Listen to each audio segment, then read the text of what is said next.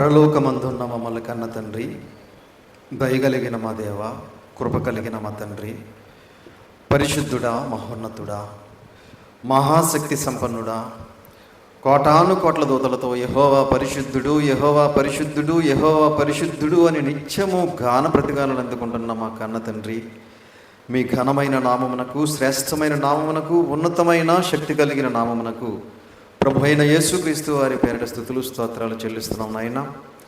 మా తండ్రి, మా దేవ, మమ్ములను మా కుటుంబాలను ఇంతవరకు ఎంతగానో కాచి కాపాడి ఆరోగ్యమును ఆయుష్ను మాకు ప్రసాదించి సజీవులుగా ఉంచి మీ కుమారుడైన యేసుక్రీస్తు ప్రభుల వారి పునరుత్థాన దినమున మీ పిల్లలమైన మేము ఈ గుడిములంక గ్రామంలో చిన్న మందగా కూడుకొని మిమ్మల్ని ఆత్మతోనూ సత్యముతోనూ ఆరాధించటానికి, ఆత్మలను రక్షించే శక్తి కలిగిన వాక్యాన్ని మేమందరం కూడా విని ఆ మాటల ప్రకారంగా బ్రతకటానికి మీరు మాకు ఇచ్చినటువంటి గొప్ప అవకాశమును బట్టి ప్రభు అయిన యేసుక్రీస్తు వారి పేరిట స్తుతులు స్తోత్రములు చెల్లిస్తున్నాం నాయన.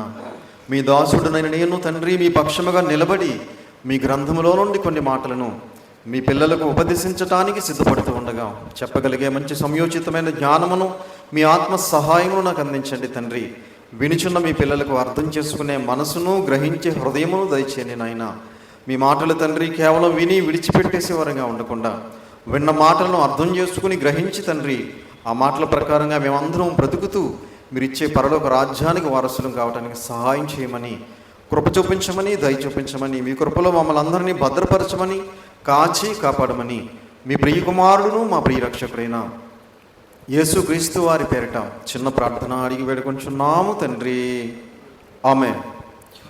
కూడి వచ్చినటువంటి సహోదరి సహోదరులందరికీ కూడా మన ప్రభువును రక్షకుడైన యేసుక్రీస్తు వారి పేరిట హృదయపూర్వకమైన వందనములు తెలియజేస్తున్నాను. అంత బాగున్నారు కదండి, సంతోషం. ఈరోజు ఒక మంచి పాఠాన్ని మనం నేర్చుకుందాం. ఈరోజు మనం నేర్చుకోబోయే పాఠం పేరు లేని వార్తను పుట్టించవచ్చా. లేని వార్తను పుట్టించవచ్చా అనే అంశాన్ని ఈరోజు మనం నేర్చుకుందాం ప్రియులారా. లేని వార్త అంటే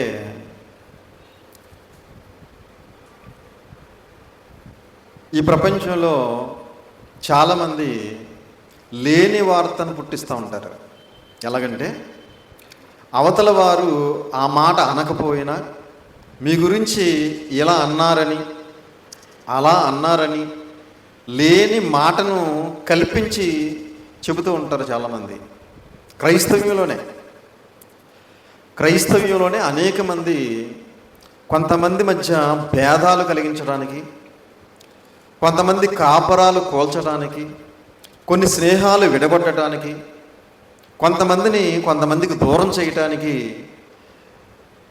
అవతల వారు అనకపోయినా అన్నారు అని లేని వార్త, లేని మాట చెప్పి ఎంతోమందిని విడగొడుతూ ఉంటారు. ఎంతోమందికి దూరం చేస్తూ ఉంటారు.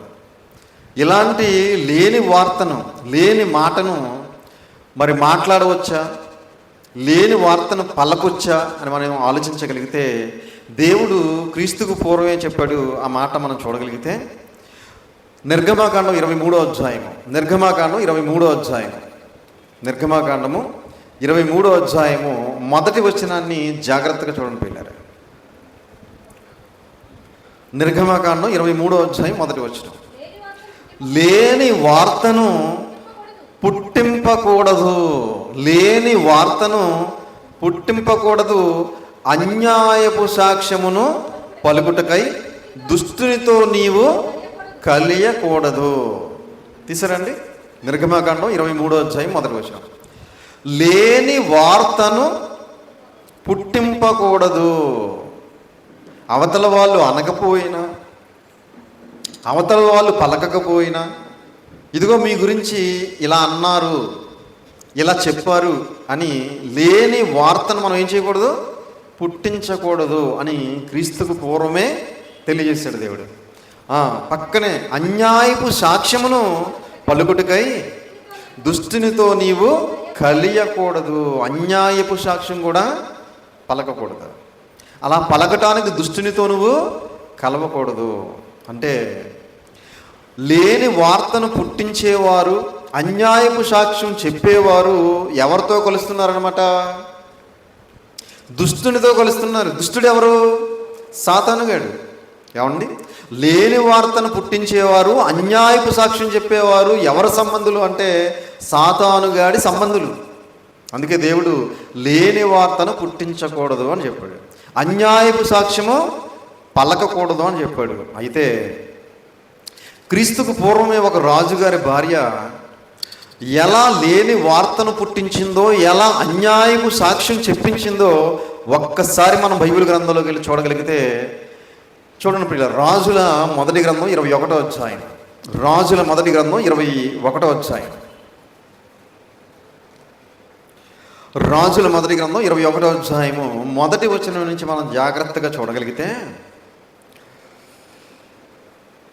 రాజుల మొదటి గ్రంథం 21వ అధ్యాయం 1వ వచనం నుంచి, ఈ సంగతులైన తరువాత యజ్రాయేలులో సోమ్రోను రాజైన ఆహాబు నగరును ఆనుకుని యజ్రాయేలు వాడైన నాబోతునకు ఒక ద్రాక్ష తోట కలిగి ఉండగా.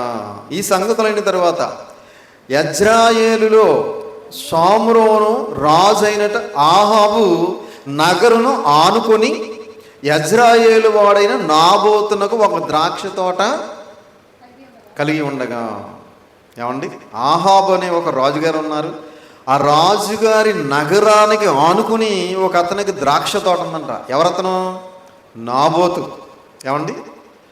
ద్రాక్ష తోట కలిగి ఉండగా ఆహాబు నాబోతును పిలిపించి, మీ ద్రాక్ష తోట నా నగరును ఆనుకుని ఉన్నది గనుక అది నాకు కూర తోటకిమ్ము, దానికి ప్రతిగా దానికంటే మంచి ద్రాక్ష తోట నీకు ఇచ్చేదను, లేదా నీకు అనుకూలమైన ఎడల దానిని క్రయమునకిమ్మని అడిగాను.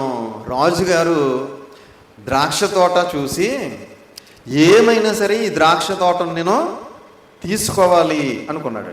దేనికోసం? ఏమండి? కూరగాయలు పండించుకోవటానికి. కూర తోట కన్నాడు కదా. వెంటనే నాబోతును పిలిపించాడట.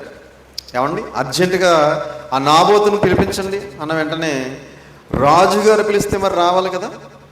ఏమండి? రాజుగారు పిలిస్తే ఎవరైనా రావాల్సిందే. ఒక అధికారంలో ఉన్న వ్యక్తి వచ్చి మనల్ని రమ్మంటే తప్పకుండా మనం వెళ్ళాలి. రాజుగారు పిలిచారు. పిలిచి, ఇదిగో నా నగరుని ఆనుకొని ఉన్నటువంటి నీ ద్రాక్ష తోట నాకు కావాలి, కూర తోటకు కావాలి, నాకు ఇమ్ము. దానికి ఎంత వెల చెబుతావో అంత వెల నీకు ఇస్తాను, లేదా దానికి బదులుగా నీకు వేరే ద్రాక్ష తోట కావాలంటే ఆ ద్రాక్ష తోట కూడా నీకు ఇమ్మంటే ఇస్తాను అన్నాడు. అప్పుడు నాబోతు గారు ఏమన్నారు చూడండి. అందుకు నాబోతు, నా పిత్రార్జితమును నీకు ఇచ్చుటకు నాకెంత మాత్రమును వల్లపడదని చెప్పగా. నా పిత్రార్జితం అంటే అర్థం ఏంటి? మా తాత ముత్తాతలు కష్టపడి సంపాదించిన తోట ఇది,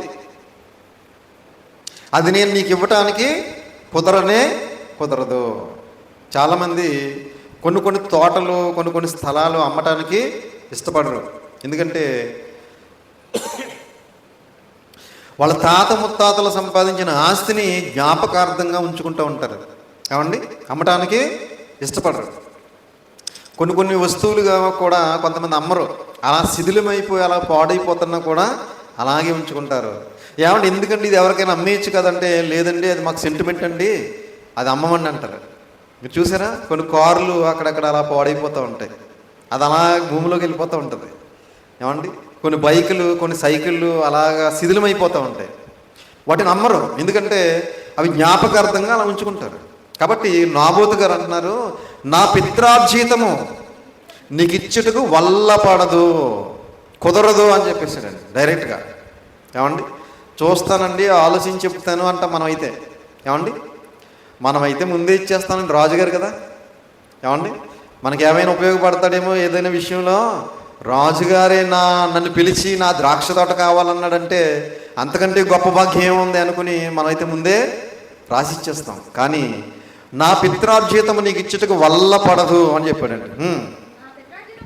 నా పిత్రార్జితమును నీకు ఇయ్యనని యజ్రాయేలీయుడైన నాబోతు తనతో చెప్పిన దానిని బట్టి ఆహాబు మూతి ముడుచుకుని వాడై కోపముతో తన నగరునకు పోయి మంచము మీద పరుండి ఎవరితోనూ మాట్లాడకయు భోజనము చేయకయు ఉండెను. నాబోతు గారు ఎప్పుడైతే ద్రాక్ష తోట ఇవ్వనని తెగేసి చెప్పేశాడో వెంటనే రాజుగారికి ఏమొచ్చింది? కోపం వచ్చిందంట.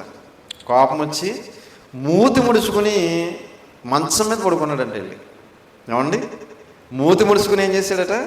మంచం మీద పడుకున్నాడట. అన్నం కూడా తినట్లేదట. ఎందుకంటే నా నగరు నానుకుని ఉన్నటువంటి ఆ ద్రాక్ష తోట ఈ దేశాన్ని పరిపాలిస్తున్నటువంటి రాజునైన నాకే ఇవ్వనన్నాడు అని చెప్పి కోపంతో మూతి ముడుచుకొని పడుకున్నాడట. ఆహారం కూడా తీసుకోవట్లేదట. అంతటా అతని భార్య యెజెబెలు వచ్చి, నీవు మూతి ముడుచుకుని వాడవై భోజనము చేయక ఉండేదేమని అతనిని అడుగగా. ఏమండి, యెజెబెలు మీ అందరికీ తెలుసు కదా, మహాతల్లివిడి. బైబిల్ గ్రంథంలో ఈవిడికి ఉన్నటువంటి భయంకరమైనటువంటి క్యారెక్టర్ మరి ఎవరికి లేదు. అంత భయంకరమైన భ్రష్టురాలు ఈవిడి, దుష్టురాలు ఈవిడి. ఏమండి, ఈవిడి వచ్చిందట రాజుగారి దగ్గరకు వచ్చి, ఏంటి మూతి ముడుచుకుని పడుకున్నావేంటి, ఆహారం తినకుండా అని అడిగిందట. అప్పుడు చెప్తున్నాడు చూడండి, అతను ఆమెతో ఇట్లా, నేను నీ ద్రాక్ష తోటను క్రయమునకు నాకు ఇమ్ము, లేక నీకు అనుకూలమైన ఎడల దానికి మారుగా మరి ఒక ద్రాక్ష తోట నీకు ఇచ్చేదనని యెజ్రెయేలీయుడైన నాబోతుతో నేను చెప్పగా, అతడు నా ద్రాక్ష తోట నీకు ఇయ్యను, నేను ఇదిగో ఫలానా నాబోతుకున్నటువంటి ద్రాక్ష తోటను నాకు ఇమ్మని అడిగాను, నీకు కావాలంటే వేరొక ద్రాక్ష తోట ఇస్తానని చెప్పాను, లేదా నీకు ఇష్టమైతే ఇదిగో నువ్వు చెప్పినటువంటి వెలకు నేను ఆ ద్రాక్ష తోట తీసుకుంటాను అని చెప్పాను, కానీ అతడు ఆ ద్రాక్ష తోట నాకు ఇవ్వనని చెప్పాడు అని చెప్పానండి. ఎవరికి? భార్య అయినటువంటి యెజెబెలుకి. అప్పుడు ఆవిడ ఏం చేస్తుందో చూడండి. అందుకు అతని భార్య అయిన యెజెబెలు, ఇశ్రాయేలులో నీవిప్పుడు రాజ్య పరిపాలన చేయటలేదా? ఇశ్రాయేలీలలో నీవిప్పుడు రాజ్య పరిపాలన చేయటం లేదా? నువ్వు ఒక రాజువు కదా, నీకు అధికారం ఉంది కదా, నువ్వు ఇలా కోపముతో మూతి ముడుచుకుని మంచం మీద పడుకుని ఆహారం తినకుండా ఉండాల్సిన పరిస్థితి నీకేంటి అంటుంది చూడండి. అంటే అధికారం ఉంటే ఏదైనా చేయొచ్చు అని చెబుతుంది ఇక్కడ. ఏమండి, నీకేమైనా అధికారం లేదా? నీ కింద సైన్యాధిపతులు లేరా? నీ కింద సైనికులు లేరా? నువ్వు చెబితే చెయ్యని వారు ఎవరున్నారు? కాబట్టి నువ్వు రాజ్య పరిపాలన చేస్తున్నావనే సంగతి మర్చిపోయావా అంటుంది. అని లేచి భోజనము చేసి మనస్సులో సంతోషముగా ఉండము. లేచి భోంచేయి, నువ్వు ముందు భోంచేసి నువ్వు సంతోషంగా ఉండు. ఎందుకు బాధపడుతున్నావు? నేనున్నాను కదా. ఏమండి, నేనున్నాను కదా, నీకు ఆ ద్రాక్ష తోట నేను ఇప్పిస్తాను కదా, నువ్వు లేచి భోజనం చేసి సంతోషంగా ఉండన్నది. నేనే యెజ్రెయేలీయుడైన నాబోతు ద్రాక్ష తోట నీకు ఇప్పించదనని అతనితో చెప్పి. ఎవరు? నేనే యెజ్రెయేలీయుడైన నాబోతు ద్రాక్ష తోట నీకు ఇప్పిస్తాను, నువ్వేమీ టెన్షన్ పడకు, నువ్వేమీ బాధపడకు, నువ్వేమీ దిగులు పడకు, నేను ఉన్నాను కదా, నీకు ద్రాక్ష తోట కావాలి అంతే కదా అని చెబుతుంది. ఆహాబు పేరట తాకీదు వ్రాయించి అతని ముద్రతో ముద్రించి ఆ తాకీదును నాబోతు నివాసము చేయుచున్న పట్టణపు పెద్దలకును సామంతులకును పంపెను. ఏమంటే ఒక తాకీదు రాయించిందట. రాజులు తాకీదు రాయించి రాజముద్ర వేసి పంపించేవారు ఇంతకుముందు. అంటే రాజుగారి ఆర్డర్ అనమాట అది. ఏమండి, అంతేనా? రాజుగారు ఆర్డర్ ఇస్తారనమాట. ఏమండి, ఈ నాబోతు ఏ ప్రాంతంలో అయితే నివసిస్తున్నాడో ఆ ఊరిలో ఉన్నటువంటి పెద్దలకు ఇదిగో రాజుగారు రాసి పంపించినట్టుగా ఒక లేఖ రాసి రాజుగారు ముద్ర వేసి ఆ పెద్దల దగ్గరికి పంపించిందట యెజెబెలు గారు. ఆ తాకీదులో వ్రాయించినదేమనగా ఉపవాస దినము జరగవలెనని మీరు చాటించి నాబోతును జనుల ఎదుట నిలవబెట్టి నీవు దేవునిని రాజును దూషించితివని అతని మీద సాక్ష్యము పలుకుటకు పనికి మాలిన ఇద్దరు మనుష్యులను సిద్ధపరచుడి. తీర్పు అయిన మీదట అతనిని బయటికి తీసుకొని పోయి రాళ్లతో చావగొట్టుడి. ఏముందంట అందులో? రాజుగారే రాయించి పంపించినట్టుగా ఈమె రాయించి పంపించింది ఆ ఊరు పెద్దలకు. అందులో ఏముందట? ఉపవాస దినము జరగవలెనని మీరు చాటించి నాబోతును జనుల ఎదుట నిలవబెట్టి, ఉపవాస దినం చాటించాలట. ఏమండి? నాబోతును జనుల ఎదుట నిలవబెట్టించాలట. నీవు దేవుని రాజును దూషించితివని అతని మీద సాక్ష్యము పలుకుటకు పనికి మాలిన ఇద్దరు మనుషులను సిద్ధపరచుడి. ఎవరెవరిని దూషించారని? రాజుగారిని దూషించాడు, అలాగే దేవుణ్ణి కూడా దూషించాడు అని చెప్పి పనికి మాలిన ఇద్దరు మనుషుల్ని సిద్ధపరచుడి అని రాసిందంట అందులో. ఏమండి? దేవుణ్ణి దూషిస్తే ధర్మశాస్త్ర ప్రకారంగా ఏ శిక్ష విధించాలి? ఏమండి? మరణ శిక్ష, రాళ్లతో కొట్టి చంపాలి. ఒకసారి ఆ మాట చూసి మళ్ళీ ఇక్కడికి వద్దాం. సంఖ్యాకాండం, లేవీకాండం 24వ అధ్యాయం, క్షమించాలి, లేవీకాండం 24వ అధ్యాయం 15-16 వచనాలు చూడండి ఒకసారి. లేవీకాండం 24వ అధ్యాయము 15-16 వచనాలు. మరియు నీవు ఇశ్రాయేలీయులతో ఇట్లనము, తన దేవుని శపించువాడు తన పాప శిక్షను భరింపవలెను. తీసారమ్మా? లేవియకాండం 24వ అధ్యాయము 15-16 వచనాలు. మరియు నీవు ఇశ్రాయేలీయులతో ఇట్లనము, తన దేవుని శపించువాడు తన పాప శిక్షను భరింపవలెను. యెహోవా నామమును దూషించువాడు మరణ శిక్ష నొందవలెను. సర్వ సమాజము రాళ్లతో అట్టివానిని చావగొట్టవలెను. ఏమండి? ఒకవేళ దేవుణ్ణి ఎవరైనా దూషిస్తే ఏం చేయాలి? ధర్మశాస్త్ర ప్రకారం సర్వ సమాజము అతన్ని రాళ్లతో కొట్టి చంపవలెను. ఇప్పుడు నాబోతు ఎవరిని దూషించాడని వ్రాయించింది తాకీదులో? రాజుని, అలాగే దేవుణ్ణి దూషించాడు అని చెప్పి వ్రాయించింది. ఇద్దరు పనికి మాలిన వారిని సాక్ష్యం చెప్పడానికి సిద్ధపరచమని వ్రాయించింది. ఇక్కడ మరలా కింద ఇంకో మాట చెప్పారు చూడండి. పరదేశీయే కానీ స్వదేశీయే కానీ యెహోవా నామమును దూషించిన ఎడల వానికి మరణ శిక్ష విధింపబలెను. ఒకవేళ దేవుని నామాన్ని దూషిస్తే ఏం చేయాలి? స్వదేశీయే కానీ పరదేశీయే కానీ మరణ శిక్ష. ఇశ్రాయేలీల్లో ధర్మశాస్త్రంలో ఇది ఒక ఆజ్ఞ. ఏమండి? దేవుణ్ణి దూషించకూడదు, రాజుని దూషించకూడదు. దూషిస్తే మరణ శిక్ష విధించాలి, రాళ్లతో కొట్టి చంపాలి. ఈ విషయం ఎవరికి తెలుసు? యెజెబెలుకి తెలుసు. ఎందుకంటే యెజెబెలు కూడా మరి రాజుగారి భార్య కదా, ఆహాబు రాజు ఇశ్రాయేలు రాజే కదా. కాబట్టి వీళ్ళకి ధర్మశాస్త్రం తెలుసు. అంటే రాజుగారిని దూషించినా దేవుణ్ణి దూషించినా రాళ్లతో కొట్టి చంపాలి అనే ఆజ్ఞ జ్ఞాపకం ఉంది కనుక ఇదిగో ఆ ఆజ్ఞను తాకీదులో వ్రాయించి నాబోతు నివసిస్తున్నటువంటి గ్రామ పెద్దలకు పంపించిందట. అప్పుడు ఏం చేశారు చూడండి వాళ్ళు. రాజుల మొదటి గ్రంథం 21వ అధ్యాయం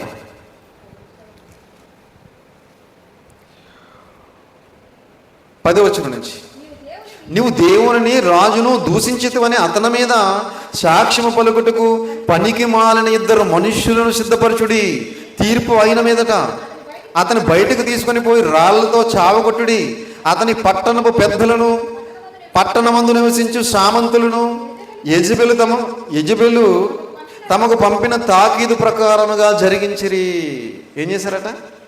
యెజెబెలు తమకు పంపించినటువంటి తాకీదులో ఏముందో ఆ విధంగా జరిగించారట. ఎట్లనగా వారు ఉపవాస దినము చాటించి నాబోతు జనుల ఎదుట నిలవబెట్టిరి. అప్పుడు పనికి మాలని ఇద్దరు మనుషులు సమాజంలో ప్రవేశించి అతని ఎదుట కూర్చుండి నాబోతు దేవునిని రాజును దూషించినని జనుల సమక్షమున నాబోతు మీద సాక్ష్యము పలుకగా. ప్రియమైన దేవుని పిల్లలారా, పనికి మాలని ఇద్దరు మనుషులు ఏం పలికారు ఇక్కడ? అబద్ధ సాక్ష్యం పలికారు. అవునా? ఈ సమాజంలో కూడా చాలామంది ఉంటారు ఇలాంటి వాళ్ళు. ఏమండి? డబ్బులు ఇస్తే వాళ్ళు అక్కడ ఏం జరిగిందో తెలియకపోయినా చూడకపోయినా ఆ డబ్బుల కోసం కోర్టుల్లో అబద్ధ సాక్ష్యాలు చెబుతూ ఉంటారు కొంతమంది. మీరు గమనించారా? వాళ్ళకి ఏం తెలియదు అసలు, వాళ్ళు అక్కడ లేరు అసలు. కానీ మేము ఆ రోజు అక్కడే ఉన్నామండి, మా కళ్ళ ముందే అతన్ని కొట్టాడండి, లేదా తిట్టాడండి, లేదా చంపాడండి అని డబ్బుల కోసం అబద్ధ సాక్ష్యాలు చెప్పేవారు ఈరోజు కూడా ఉన్నారు. పనికి మాలిన వాళ్ళు వీళ్ళందరూ కూడా. ఏమండి, ఇదిగో ఇక్కడ పనికి మాలిన ఇద్దరు వచ్చి అబద్ధ సాక్ష్యం చెప్తున్నారు. ఎవరి మీద? నాబోతు మీద. ఏమండి, అప్పుడు ఏం జరిగిందో చూడండి. వారు పట్టణము బయటికి అతన్ని తీసుకుని పోయి రాళ్లతో చావగొట్టిరి. నాబోతు రాతి దెబ్బల చేత మరణమాయనని వారు యెజెబెలునకు వర్తమానము పంపగా, ఇదిగో నాబోతు రాళ్ల దెబ్బల చేత చనిపోయాడు అని ఒక వర్తమానాన్ని పంపించారండి యెజెబెలుకి. ఏమండి, అమ్మయ్య అనుకుని ఉంటుంది ఇప్పుడు ఆవిడ. ఏమండి, అమ్మయ్య చచ్చిపోయాడా, మంచిది. ద్రాక్ష తోట మందే ఇప్పుడు. ఏమండి, ఆఫ్టర్ ఆల్ ఒక ద్రాక్ష తోట కోసం ఒక మనిషిని నిర్దాక్షిణ్యంగా చంపించేసిందంటే మరి నరహత్య చేయకూడదు అనే విషయం కూడా ధర్మశాస్త్రంలో ఉంది. మరి వీడికి తెలీదా? అబద్ధ సాక్ష్యం పలకకూడదు అనే మాట ధర్మశాస్త్రంలో ఉంది. మరి వీడికి తెలీదా? దేవుణ్ణి దూషిస్తేనే మరణశిక్ష విధించాలని తెలుసుకున్నటువంటి ఈవిడి మరి అబద్ధ సాక్ష్యం పలకకూడదు, నరహత్య చేయకూడదు అనే సంగతి మర్చిపోయిందా? చూసారా ప్రియమైన దేవుని వాళ్ళరా? అదే ధర్మశాస్త్రంలో దేవుడు రాయించాడు కదా. నిర్గమకాండం 20వ అధ్యాయం రాయించాడా లేదా? ఒకసారి చూద్దాం, చూడండి. నిర్గమకాండం 20వ అధ్యాయం, నిర్గమకాండం 20వ అధ్యాయం, నిర్గమకాండం 20వ అధ్యాయం 13వ వచనం చూడండి. నరహత్య చేయకూడదు. మరి ఇప్పుడు ఏం చేసింది యెజెబెలు? ఏమండి, నరహత్య చేయించిందా లేదా? ఏమండి, అలాగే అదే అధ్యాయంలో అబద్ధ సాక్ష్యం పలకకూడదు అంటాడు చూడండి. 16వ వచనం చూడండి. నీ పొరుగు వాని మీద అబద్ధ సాక్ష్యము పలకకూడదు. చూసారా, అదే ధర్మశాస్త్రంలో దేవుడు చెప్పినటువంటి 10 ఆజ్ఞల్లో ఈ 2 ఆజ్ఞలు ఉన్నాయా లేదా? నరహత్య చేయకూడదు, నీ పొరుగు వారి మీద అబద్ధ సాక్ష్యం పలకకూడదు అని 2 ఆజ్ఞలు ఉన్నాయి. కానీ ఈ 2 ఆజ్ఞలు మర్చిపోయి నీ దేవుడిని ఒకవేళ దూషిస్తే అతనికి సర్వ సమాజము రాళ్లతో కొట్టి చంపాలి, మరణశిక్ష విధించాలనే సంగతి మాత్రం ఎవరికి గుర్తుంది? యెజెబెలు గారికి గుర్తుంది. చూసారా ప్రియమైన దేవుని పిల్లరా? మనం కూడా అప్పుడప్పుడు కొన్ని సందర్భాల్లో కొంతమందికి మనం బోధకం అయిపోతూ ఉంటాం, వాక్యం చెప్పేస్తూ ఉంటాం. ఏమండి, అంటే మనకు అనుకూలంగా ఉన్నప్పుడు కొన్ని మాటలు వాళ్ళకి ఇదిగో బైబిల్లో ఇలా లేదా అలా లేదా అని చెప్పేస్తూ ఉంటాం. ఏమండి, అవునా? అదే మన తప్పుంటే సైలెంట్ అయిపోతాం, అవతల తప్పుంటే మనం బోధకులం అయిపోతాం, స్వార్థికులం అయిపోతాం, వాక్యం చెప్పేస్తూ ఉంటాం. ఏమండి, ప్రియమైన దేవుని పిల్లలరా, అన్యాయంగా ఒక వ్యక్తిని నరహత్య చేయించింది, అబద్ధ సాక్ష్యం చెప్పించింది. కాబట్టి దేనికోసమై అంటే భూభాగం కోసం. ఏమంటే, భూమి ఏమైనా మనకు కూడా వస్తుందండి? ఆ భూమిలోకి మనం వెళ్ళిపోతాం తప్ప భూమి మనకు కూడా రాదు, ఏది రాదు మనకు కూడా. ఏమండి, ఈరోజు చాలామంది ఈ ఆస్తుల కోసం చంపేస్తున్నారండి. చాలామంది అన్నదమ్ములు చచ్చిపోతున్నారు. ఏమంటే, సరిహద్దుల దగ్గర ఎంతోమంది నరుక్కుని చచ్చిపోతున్నారు, భూభాగాల కోసం చచ్చిపోతున్నారు. ఈరోజు యుద్ధాలు దేనికోసం జరుగుతున్నాయి? యుద్ధాలు భూభాగం కోసమే. ఏమండి, వేలాది మంది చచ్చిపోతున్నారు యుద్ధాలలో, లక్షలాది మంది చచ్చిపోతున్నారు. దేనికోసం అంటే భూభాగం కోసం. భూమి అక్కడే ఉంటుంది, మనమే ఉండం భూమి మీద. ప్రియమైన దేవుని వల్లరా, కనుక ధర్మశాస్త్రంలో రాయబడినటువంటి మాటలు ఆమెకు తెలిసినా కూడా ఒక నరహత్య చేయించింది, అలాగే ఒక అబద్ధ సాక్ష్యాన్ని పలికించింది. లేని వార్తను పుట్టించకూడదనే మాట కూడా అదే ధర్మశాస్త్రంలో ఉంది. ఉందా? లేని వార్తను పుట్టించకూడదనేది మాట కూడా ధర్మశాస్త్రంలో ఉంది. ఆ మాట కూడా అతిక్రమించింది. ఈరోజు కూడా చాలామంది లేని వార్తలు పుట్టిస్తున్నారు, ఎన్నో బంధాలను విడదీస్తున్నారు, ఎన్నో స్నేహాలను విడదీస్తున్నారు, ఎన్నో కాపరాలను విడదీస్తున్నారు. కాబట్టి లేని మాటను మనం ఎప్పుడు కూడా పుట్టించకూడదు. ఏమండి, అలా పుట్టించడం వలన మనం దేవుని దృష్టిలో నేరస్తులం అవుతాం, దేవుని ఉగ్రతకు మనం పాత్రలు అవుతాం. కాబట్టి ఎవరు లేరు కదా అని చెప్పి, నోరుంది కదా అని, నాలుగు ఉంది కదా అని మన ఇష్టానుసారంగా మనం లేని మాటలు, అబద్ధపు మాటలు, కొండెపు మాటలు మనం చెప్పి మన ఇష్టానుసారంగా మనం మాట్లాడితే దేవుని చేతిలో పడిపోతాం. దేవుని చేతిలో పడుట భయంకరము అన్నాడు. జీవము గల దేవుని చేతిలో పడుట భయంకరం అన్నాడు. కాబట్టి మనమందరం కూడా అలాంటి లేని వార్తలు పుట్టించకుండా, లేని మాటలు పలకకుండా, మన నోటిని మనం అదుపులో ఉంచుకొని మనందరం కూడా వీలైతే దేవుని మాటలు మాట్లాడదాం, దేవుని వాక్యాన్ని చెబుదాం, దేవునికి ఇష్టంగా బ్రతుకుదాం, దేవుడిచ్చే నిత్యరాజ్యానికి వారసులం అవుదాం. తలలు వంచండి, చిన్న ప్రార్థన చేసుకుందాం. ప్రార్థన. పరలోకమందున్న మమ్మల్ని కన్న తండ్రి, దయగలిగిన మా దేవ, కృప కలిగిన మా తండ్రి, మీ ఘనమైన నామమునకు, శ్రేష్టమైన నామమునకు ప్రభు అయిన యేసుక్రీస్తు వారి పేరట స్తుతులు స్తోత్రాలు చెల్లిస్తున్నాం నాయన. తండ్రి, ఇప్పటి వరకు మీ పరిశుద్ధ గ్రంథంలో నుండి మా బ్రతుకులను బాగు చేసుకునే మాటలను, మా జీవితాన్ని సరిదిద్దుకునే మాటలను, మా విశ్వాసాన్ని అభివృద్ధి చేసుకునే మాటలు మేమందరం కూడా విన్నాం తండ్రి. విన్న మాటలను విడిచిపెట్టే వారంగా ఉండకుండా, విన్న మాటలను అర్థం చేసుకుని గ్రహించి, లేని వార్తను మేము పుట్టించకుండా, లేని మాటలు మేము కల్పించకుండా, మేమందరము మా నోటిని మేము అదుపులో ఉంచుకుని తండ్రి, మీ యందు భయభక్తులు కలిగి, విశ్వాసం కలిగి, వాక్యానుసారంగా, ఆత్మానుసారంగా బ్రతుకుతూ, పరిశుద్ధులుగా, పవిత్రులుగా జీవిస్తూ, మీరిచ్చే నిత్యరాజ్యానికి మేమందరం కూడా వారసులం కావడానికి సహాయం చేయమని, కృప చూపించమని, దయ చూపించమని, మీ కృపలో భద్రపరచమని, కాపాడమని మీ ప్రియకుమారుడును మా ప్రియరక్షకుడైన యేసుక్రీస్తు వారి పేరట చిన్న ప్రార్థన అడిగి వేడుకొంచున్నాము తండ్రి.